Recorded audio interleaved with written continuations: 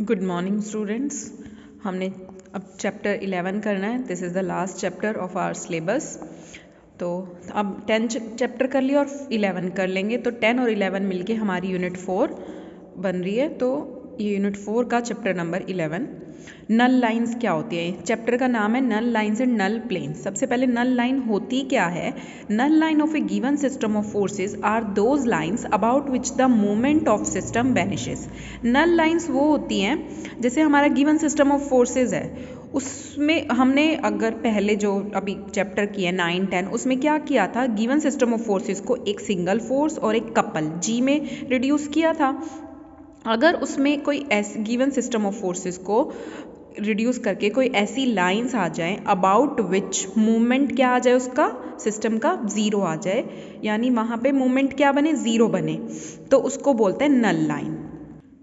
ठीक है, यानी null lines of a given system of forces are those lines about which the movement of system vanishes, यानी कि उसके अबाउट हमारी जो उस लाइन के अबाउट हमारा मूवमेंट जो आए सिस्टम का वो वैनिश हो जाए, उसको बोलते हैं नल लाइन। जैसे देखो, ये कोई गिवन सिस्टम ऑफ फोर्सेस को हमने एक सिंगल फोर्स और एक कपल में रिड्यूस किया। ठीक है स्टूडेंट्स, इनके बीच में कौन सा एंगल होता है? थीटा। ये एक्स एक्सिस, वाई एक्सिस और जेड एक्सिस। अगर मैंने अब इस जी के अलोंग एक परपेंडिकुलर लाइन ले ली, ठीक है, इस जी के अलोंग ऐसे परपेंडिकुलर लाइन ले ली, उसको ड्रॉ कुछ ऐसे किया, यानी ओ डैश ए का और ओ डैश सी के बीच में कितना एंगल है? 90 डिग्री। अब देखो, इस जी के अलोंग मैंने इस लाइन का मूवमेंट चेक किया तो कितना बनेगा? जी कॉस थीटा, जी कॉस 90। कितना एंगल है इन दोनों के बीच में? 90। जी कॉस 90 दैट इज 0, यानी इस लाइन के अलोंग जी कितना हो गया? 0। ऐसे ही आर के अलोंग मैं निकालूंगी ना, तो वो भी क्या हो जाएगा? 0। हमने पहले क्या हुआ है कि जब हम फोर्स और ऐसे गिवन लाइन के बीच में देखते हैं, उनकी शॉर्टेस्ट डिस्टेंस क्या होती है? 0। तो ये वाला आर भी इसके अलोंग क्या हो गया? 0। So this is O dash C क्या बन गई? लाइन बन गई। जब हमने मूवमेंट निकाला जी का और आर का इस लाइन के अलोंग, तो हमारी जो गिवन सिस्टम ऑफ फोर्सेस है वो वैनिश हो गया, उसका मूवमेंट। देखिए स्टूडेंट्स, ये जो मैंने अभी बताया ना, ये वही थ्योरी लिखी हुई है, आप इसको पढ़ लेना। O dash A is the axis of couple, O dash A couple का एक्सिस है, एंड ओ डैश सी जो है वो राइट एंगल है ओ डैश ए पे। तो ओ डैश सी जो है, O dash C is the null line at O dash. In the plane normal to O dash we have a number of null lines, यानी O dash C जो है वो नल lines है। और एक चीज़ और स्टूडेंट्स, सिर्फ ओ डैश ज़रूरी नहीं है कि गिवन सिस्टम ऑफ फोर्सेस में एक ही नल लाइन हो, एक से ज़्यादा नल लाइन्स भी हो सकती हैं। नल प्लेन क्या होता है? ऐसा प्लेन जिसमें नल लाइंस हों, यानी the plane in which all the null lines lie, यानी ऐसा प्लेन जिसमें गिवन सिस्टम ऑफ फोर्सेस का मूवमेंट 0 हो जाए, ऐसी लाइंस उसके अंदर, उस प्लेन के अंदर प्रेजेंट हो, तो उसको बोलते हैं नल प्लेन। जैसे ये जो प्लेन था, इसमें ये नल लाइन लाई कर रही थी, तो ये क्या है? एक नल प्लेन है।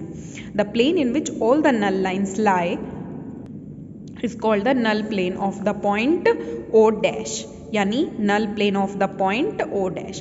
और locus of null line, यानी जो null lines हैं जितनी भी, उनका locus निकाल देते हैं। ऑब्वियसली सॉलिड ज्योमेट्री में locus वर्ड आप लोगों ने बहुत बार यूज़ किया है, यानी पाथ। तो अगर हम जितनी भी नल लाइन्स हैं उनका लोकस निकाल देते तो वे क्या बनाएंगी? नल प्लेन बनाएंगे। और इस पॉइंट ओ डैश को क्या बोला जाता है? Null point.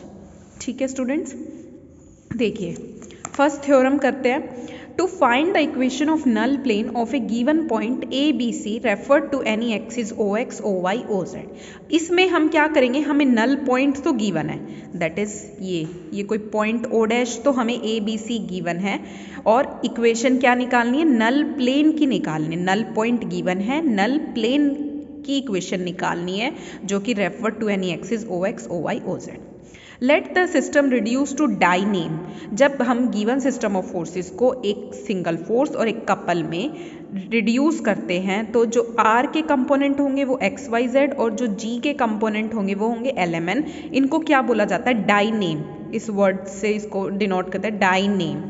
Eight any point O, यानी गिवन सिस्टम को रिड्यूस किया डायनेम में एट एनी पॉइंट, किसी पॉइंट ओ पे, and given point A B C be point O dash. Null point तो ओ डैश पे बनेगा। देखिए इसकी फिगर,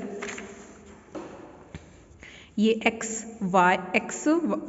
वाई जेड, इसके अलोंग फोर्स का कंपोनेंट एक्स, वाई का वाई, जेड का जेड और मोमेंट का, कपल का मोमेंट एल एम एन। ठीक है, ये तो हमारा गिवन सिस्टम ऑफ फोर्स को रिड्यूस किया यानी डायनेम सिस्टम है।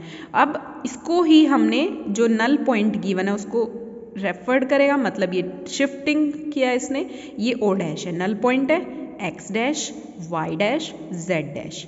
ठीक है, अब हमें नल पॉइंट कितना गिवन है, ए बी सी, इसके अलोंग कितना होगा ये मोमेंट कपल का एल डैश, इसके अलोंग मान लेते हैं एम डैश और इसके अलोंग एन डैश। ठीक है, let the moment of couple about O dash X dash O dash Y dash O dash Z dash be L dash M dash N dash.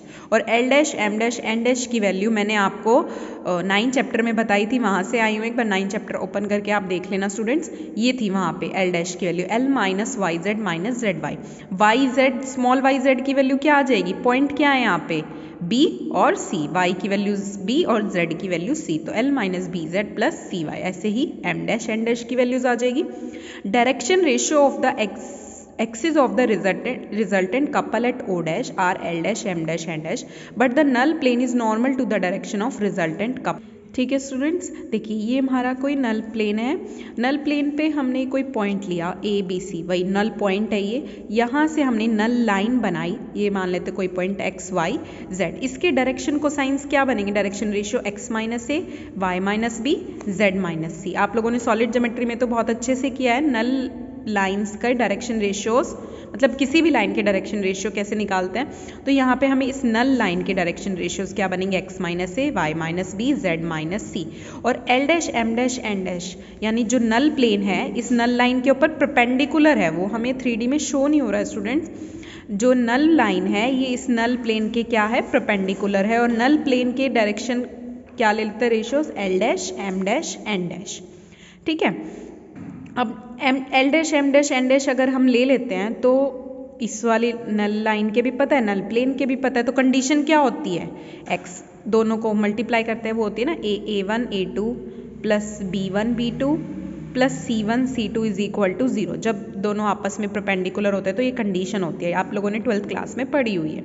तो यहाँ से ए वन कितना है, x minus ए, यहाँ से ए two कितना है, एल डैश, तो X minus A into L dash plus Y minus B into M dash plus Z minus C into N dash is equal to 0।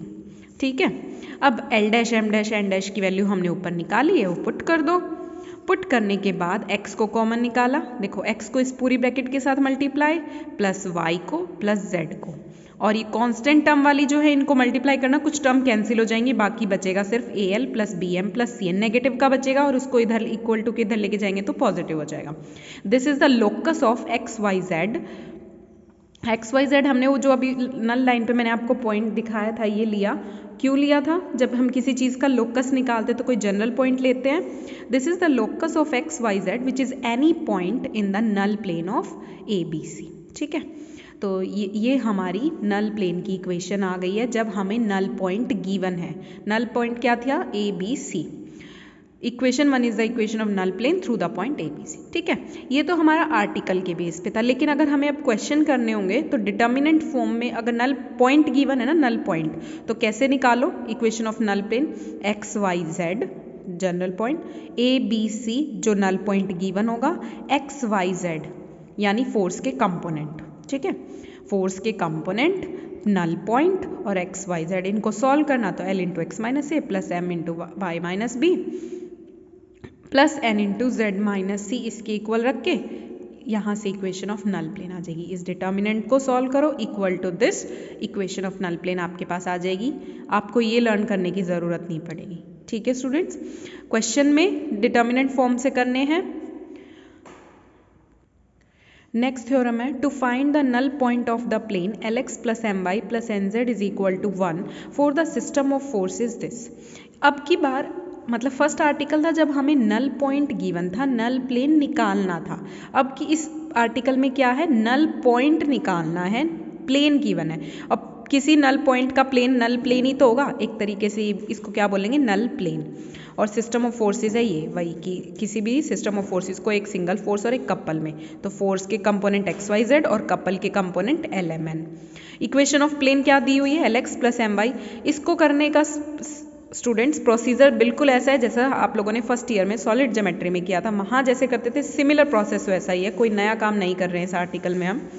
X dash Y dash Z dash be the null point of the plane one. अब null point निकालना है तो हम खुद से कुछ suppose तो करेंगे, x dash Y dash Z dash इसको मान लेते हैं, एंड में जाके इन्हीं x dash Y dash Z dash की वैल्यू निकाल देंगे तो वो हमारे नल पॉइंट आ जाएंगे।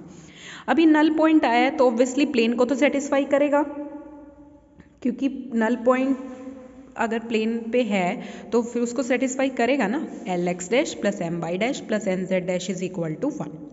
ठीक है, अभी फर्स्ट आर्टिकल में क्या किया, जब नल पॉइंट गिवन हो तो इक्वेशन ऑफ नल प्लेन क्या होती है ये, तो इसमें पुट कर दो equation of null plane through. अब हमारे पास नल पॉइंट क्या है, x dash Y dash Z dash.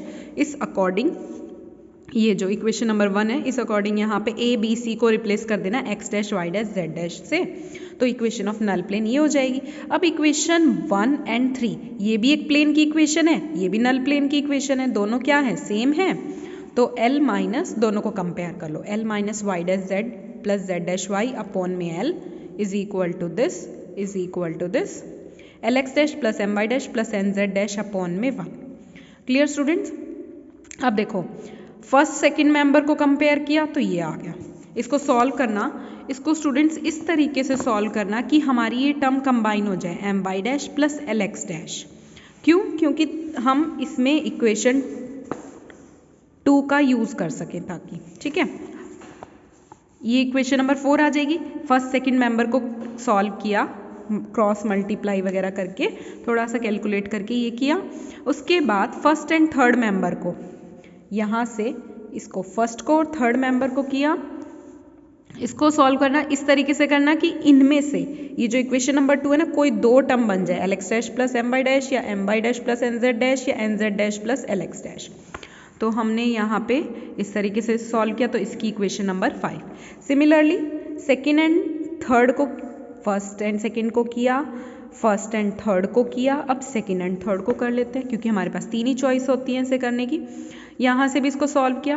अब इक्वेशन 4, 5, 6 में किसका यूज़ कर सकते हैं, इक्वेशन नंबर 2 का, क्योंकि ये m Y dash plus L x dash को क्या लिख सकते हैं, m Y dash plus L x dash को लिख सकते हैं 1 माइनस एन जेड डैश।